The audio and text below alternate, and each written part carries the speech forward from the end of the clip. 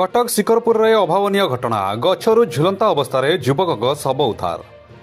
शिकरपुर काली मंदिर रोड स्थित Saint Xavier public school सामने आज एक अभावनीय दृश्य देखा मिली। जड़े युवक जड़े अजणा युवक बेकरे रसी लगाई आत्महत्या कर जमापड़ी। सूचनायोग्य बुधवार सकाळे स्थानीय लोके रास्तार जाउथिबा बेले एक गछरे युवक शव झुलिथिबार देखा पाइथिले। एहाकु देखि स्थानीय अंचल में भयर वातावरण सृष्टि हेबा सह तीव्र चांचल्य खेली जाइछि। युवक बयस आनुमानिक 25 ରୁ 30 मध्य होइथिबा बेले वर्तमान सुधा तांकर कोनोसी सठिक परिचय मिल पारि नै। से स्थानीय अंचलर ना बाहरर से नै पुलिस पक्षरु खोलताड़ जारी रहिछि। युवक जनक केउ परिस्थिति रे ओ केउ मानसिक चापरे एभली चरम निष्पत्ति नेले किंबा एहा पछरे अन्य कोनोसी कारण रहिछि ताहा एपर्यंत स्पष्ट होई पारि नै।